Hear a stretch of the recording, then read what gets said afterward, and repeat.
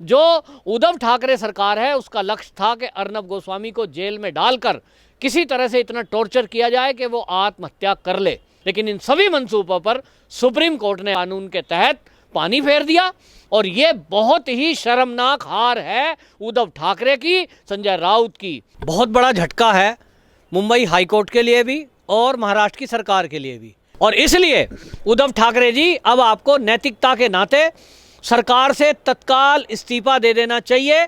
नमस्कार, स्वागत है आपका हमारे चैनल पर। हम बात करते हैं अर्नब गोस्वामी की। जिस तरह से महाराष्ट्र सरकार ने, उद्धव ठाकरे सरकार ने जिस तरह अर्नब गोस्वामी को गलत तथ्य दे करके इस तरह से जो है एक सुसाइड मामले में उनको फंसाने की कोशिश किया, और बम्बई हाई कोर्ट ने भी जो उनकी जो मामला था उसको गंभीरता से नहीं लिया, और आज सुप्रीम कोर्ट को, बम्बई हाई कोर्ट को भी सुझाव देना पड़ा, लताड़ लगानी पड़ी कि आप लोग जो है किसी भी नागरिक की जो है ये सुनवाई को इस तरह से अनसुलझा न करके एक व्यवस्था, एक तथ्यपूर्वक व्यवस्था नहीं दे सकते हैं। क्योंकि जो एफआईआर के अंतर्गत जो एफआईआर लॉन्च हुई थी अर्नब गोस्वामी के अगेंस्ट, वो जो है पूरक नहीं थी, और उसमें उनको अंतरिम जमानत देने से जो इनकार कर दिया है हाई कोर्ट ने, उसको सुप्रीम कोर्ट ने जो है माना नहीं, और हाई कोर्ट को जो है व्यवस्था दी। हमारे साथ जुड़ रहे हैं राजनीतिक विश्लेषक, और बम्बई में जब से जो ये तमाम मामला चल रहा है, चाहे वो टीआरपी का हो, चाहे वो मर्डर मिस्ट्री का हो, तमाम जो उलझने जो महाराष्ट्र में चल रही हैं उसको बारीक से देख रहे हैं। पवन त्यागी जी, सर आपका बहुत बहुत स्वागत है हमारे चैनल पे। सर, किस तरह से लेते हैं आज के जो सुप्रीम कोर्ट ने जो व्यवस्था दी है बम्बई हाई कोर्ट को, और ये कहा है कि जब तक के लिए ये अर्नब गोस्वामी पर अगला कार्यक्रम, वो अगली सुनवाई नहीं होती, तब तक अंतरिम जमानत बनी रहेगी, और अगर एफआईआर लॉज को वो निरस्त नहीं करते हैं बम्बई हाई कोर्ट को, तो उनको 4 हफ्ते का समय मिलेगा सुप्रीम कोर्ट में अपील करने का। तो इसकी किस तरह से लेते हैं आप? देखिए, ये वास्तव में बहुत बड़ा झटका है मुंबई हाई कोर्ट के लिए भी और महाराष्ट्र की सरकार के लिए भी, क्योंकि महाराष्ट्र सरकार ने देख लेने की धमकी दी थी, उखाड़ लिया जैसे शब्द इस्तेमाल संजय राउत ने किए थे। एक राजनीतिक की सत्ता में शीर्ष पर बैठा हुआ व्यक्ति अहंकार में इतना मदमस्त हो जाए कि वो किसी एक चैनल को बंद करने की, देख लेने की धमकी दे, और उसके मंत्री लेवल के नेता, जिनका स्टिंग से खुलासा हुआ कि पूरी एक टीम लगाकर उन्होंने रिपब्लिक चैनल को बंद करने की साजिश की। तो साजिश की, उसमें पुलिस भी शामिल है, प्रशासन भी शामिल है, उसमें कोर्ट दखल जो कर रहा है, उस पर सुप्रीम कोर्ट की टिप्पणी है कि आपने अपने कर्तव्यों का निर्वहन नहीं किया। क्योंकि जब एक आदमी के खिलाफ केस क्लोज हो चुका, आत्महत्या के लिए उकसाने का कोई केस अर्नब के विरुद्ध बनता नहीं है, उसके बावजूद उसके खिलाफ जब एफआईआर हुई और वो कोर्ट में अपनी अंतरिम जमानत के लिए आया, तो आपने अंतरिम जमानत क्यों नहीं दी? एक फर्जी वाला केस है, सारी देश की जनता समझ रही है कि वो केस क्लोज हो चुका, उसमें जांच हुई थी, कोर्ट में केस चला था, लंबी जिरह जांच पड़ताल के बाद ये माना गया कि अर्नब गोस्वामी का जो अन्वय नाइक है उसकी आत्महत्या में कोई हाथ नहीं है, और वही प्रशासन, वही कोर्ट फिर दोबारा से उसको ओपन कर रहा है। इसमें दिख रहा था कि उसके पहले जो स्टिंगों में खुलासा हुआ कि सरकार में बैठे हुए नुमाइंदे वो अर्नब गोस्वामी को पर्सनल दुश्मनी निभाने के लिए ऐसा कुछ कर रहे हैं, और इसलिए सुप्रीम कोर्ट ने ये हाई कोर्ट को भी फटकार लगाई, और उन्होंने जो बहुत तल्ख टिप्पणी की है, उन्होंने कहा कि मुंबई की जो हाई कोर्ट है उसने अंतरिम जमानत की अर्जी को खारिज करते वक्त इस तथ्य की अनदेखी की कि एफआईआर में दिए गए तथ्यों के मुताबिक प्रथम दृष्टया अर्नब गोस्वामी के खिलाफ आत्महत्या के प्रयास का मामला नहीं बनता। और कोर्ट ने आगे कहा कि सुप्रीम कोर्ट ने यह कहा है कि कोर्ट का दायित्व बनता है कि वो राज्यों को आपराधिक कानूनों का इस्तेमाल नागरिकों को परेशान करने के लिए या उनकी व्यक्तिगत स्वतंत्रता का हनन के लिए न करने दे। आप समझिए कि सुप्रीम कोर्ट ने मुंबई हाई कोर्ट की ये ड्यूटी लगाई है, उसको ड्यूटी याद दिलाई है कि किसी व्यक्तिगत कोई व्यक्ति है, उसकी स्वतंत्रता का कोई हनन यदि कोई कर रहा है, क्योंकि पत्रकार हैं अर्नब गोस्वामी और सवाल पूछना उनका एक धर्म है, चैनल चलाना उनकी एक ड्यूटी है, जिम्मेदारी है, उनका व्यापार कहिए, तो तो उसको आप बंद कैसे कर देंगे? तू कहने पर केस कर देंगे, सवाल पूछने पर उसको डराएंगे, धमकाएंगे।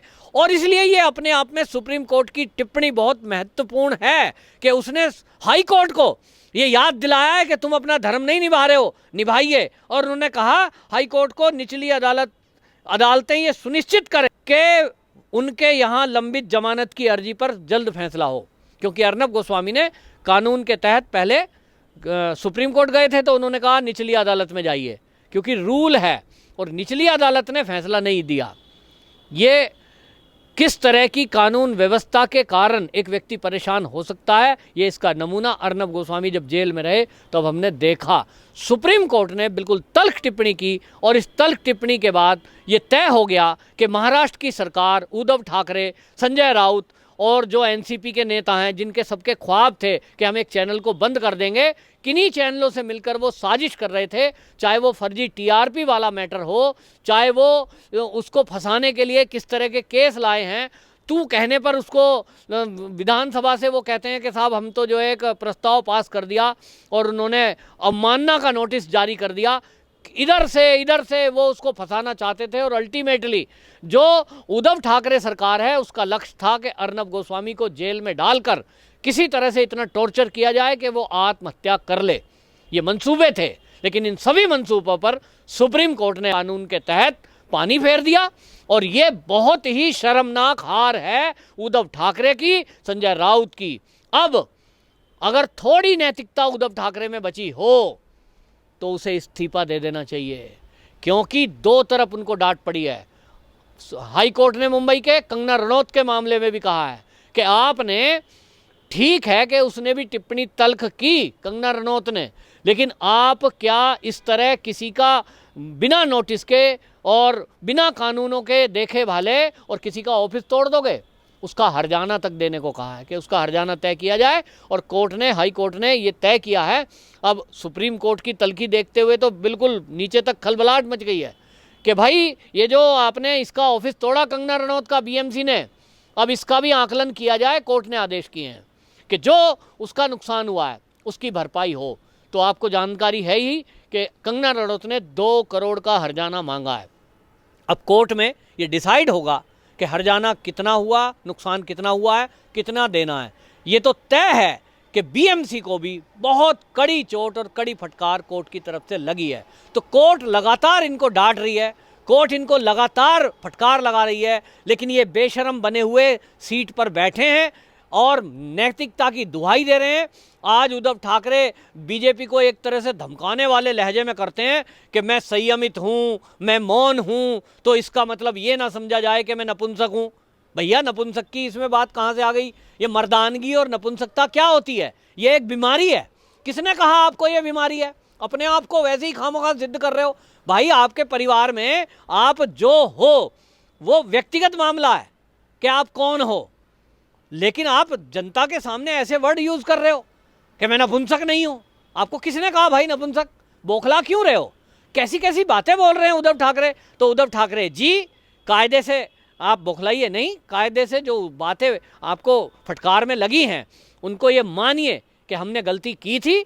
आपकी व्यक्तिगत कोई दुश्मनी अर्नब गोस्वामी से नहीं है, क्योंकि वो एक पत्रकार है, उसका सवाल पूछने का फर्ज बनता है। अच्छा होता कि जो अर्नब गोस्वामी सवाल उठा रहे थे पालघर पर, सुशांत पर, दिशा शालियान पर, आप प्रेस कॉन्फ्रेंस करते, रिपब्लिक के पत्रकारों को भी बुलाते और शालीनता से कहते कि मैं एज ए मुख्यमंत्री इसकी जांच के आदेश देता हूं, सीबीआई जांच करे, कोई जांच एजेंसी देश की आ जाए और ये निष्पक्ष जांच होनी चाहिए। तो मुख्यमंत्री का कर्तव्य तो यही है कि वो जो भी मैटर हो, उसमें कोई भी हो, उसको वो निष्पक्ष जांच कराए। लेकिन आपने अपने कर्तव्यों का निर्वहन नहीं किया।